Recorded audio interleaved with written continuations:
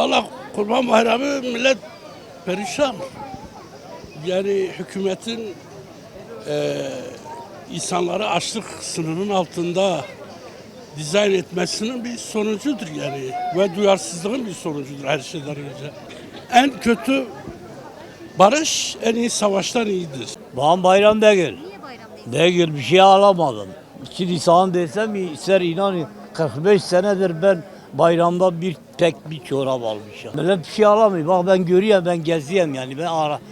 Kendim araştırmacıyım yani. Bakıyorum vatandaş bilet karabalık hadi bak kimse yok. Alamıyor. Nedeni nedir? 10 liraya aldığın mali 1500 lira. Başka bu pantolon üstünde bak. Yani bayramda çıkaracağım. 70 liraya almışım. Git mağazada 2 milyon. Nasıl olur? Hükümet görevini yapmıyor. ام جي حد دکن ام درخوازیا میده لی اما پر باوریا متونه پیشیامه چه به بارشی به چه به یا چه به وی انسانی ابکی özgür ببین ام حق زمانه ما به حق ما o gidem çi bukazın aydan mezin şu zaten aşitiye ام her sali aşitiye ama ana ka aşitiye ne özgür bise aşitiyame ideji ne çiki. Valla bu bayramı nasıl karşılıyoruz? Bu bayramı mümkün mertebe güzel karşılamaya çalışıyoruz ama karşılayamıyoruz. Çünkü ekonomik sorunlar, ekonomik sıkıntılar ortada. Bu yüzden bayramlar artık eskisi gibi çok öyle bayram gibi geçmiyor. Bayram neşesiyle geçmiyor. Bütün insanların aklında bir düşünce var. İşte nasıl ne yapabilirim, neyi nereye yetiştirebilirim, hangi duruma, hangi ihtiyaca para yetiştirebilirim. Mantığı olduğu için, düşüncesi olduğu için bayramlar artık eskisi gibi geçmiyor. Bu ekonomik krizin nedeni biraz yönetimsel, biraz yanlış kararlar diye söyleyebilirim. Muhakkak ekonomiyi olumlu yönde etkiler. Yani çünkü bütün insanlar bunu düşünüyor, bunu istiyor, bunun peşinde koşuyor. İnşallah güzel şeyler de olur diye düşünüyoruz. İnşallah böyle devam eder. Bu süreçte olumlu bir noktada sonuçlanır. Barış süreci var. Bu bayram bize barışla birlikte gelir. Ayrıca içeride olan arkadaşlarımız, yani siyasi liderlerimiz, önderlerimiz var. Onların da en acil bir şekilde kurtuluşa ermesini diliyoruz. Yani bayramı böyle karşılarsak daha iyi olur bizler için. عيدي بري خوش بو عيدي بري خوش بو ya عيدي anka boş sistem ki yanlış da sistem ki par yanlış millete sömürtmüş ki yani beri kefa millete jahar tişti zavgırt kefa jahar tişti radat anka tutuşki neş ecmilete ra insan jarana balak ilo عيدا قربانية gerek her daim insana raid buna azat kırıntı be boşa. Valla bu bayram, geçen bayram yani daha kötüydü. İnşallah bu bayram daha iyi geçer. Çünkü enflasyon, alım gücü ister istemez insanlarımız zorluk çekiyor. Umarım bu bayram herkes sevdiklerine, istediklerine kavuşur. Maddi anlamda, manevi anlamda. Barış olursa eminim ki her şey gayet iyi olacak. Ama olmazsa daha kötüye gidebiliriz. Gün gelir ekmeğe de muhtaç olabiliriz. Barışın illaki gelmesi lazım, olması lazım yani. Herkesin istediği şey o zaten. Barışın geldiği gün asıl bayram o gün zaten.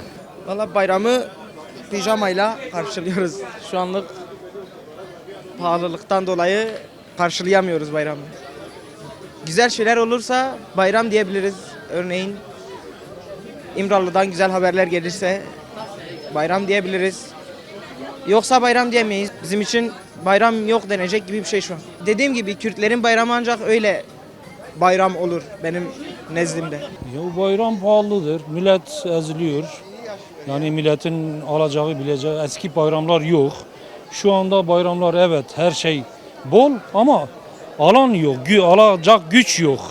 Biz bu hükümete kurtulmak istiyoruz. Barış gelirse ekonomik belki düzelir.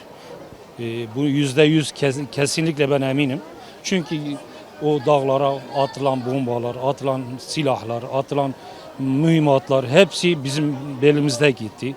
Hepsi milleti geriye götürecek şekildeydi. Valla bir aynı berini cebe peşmağız.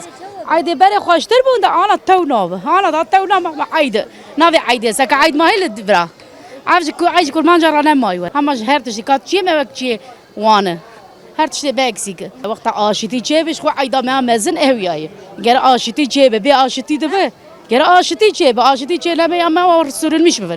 Valla bayramı buruk karşılıyoruz. Çünkü biz emekliyiz maalesef. Tayyip amca bizi öldürdü yani. Kefenimizi de istiyor. Kefenimizi de ona vereceğiz. Ha barış süreci gelirse iyi olur. Herkes barış içerisinde yaşarsa, kardeşi yaşarsa gayet güzel olur.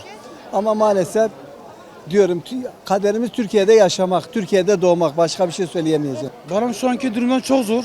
Özellikle maddi konularda. İstediğimiz bayramı bir şekilde istediğimiz gibi kullanamıyor maalesef.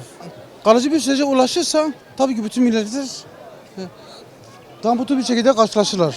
İşte barış süreci dahi bir şekilde çözüm sürecine dahi şekilde yaklaşırsa ciddiyet bir şekilde herkes elini taşın altına koyduğunda bütün millet ve halk boyunca kesinlikle destek verecektir. Yani burada kimsenin şüphesi olmasın. Bir barış olursa asıl bayramı yaşayabiliriz. Ekonomik anlamda çok kötüyüz abla. Yemin ederim evimize şeker almamışız daha. Daha çörek yapılıyordu. Eski bayramlarda hani çörek yapılıyordu ya. Evlerimize hani koku geliyordu ne güzel. Şimdi un pahalılığında çörek börek de yapamıyoruz. İlaç da hiçbir şey de alamıyoruz çörek ilacı falan. Barış olsun, sağlık olsun. Gene ortalığı birbirine katmasınlar. Ondan sonra CHP'nin işi bize yansımasın. Bayram demek yani birlik, beraberlik demek değil mi? Bizim de yıllardır amacımız, savaşımız bu değil midir? Biz yıllardır bunun için savaş verdik, yıllardır bunun için uğraştık. Yani bir şekilde düzelsin her şey istiyoruz. Kimse kimseyle kavga etmesin. Bir yere gittiğimiz zaman kimse bize oradan geldiler, buradan geldiler demesin.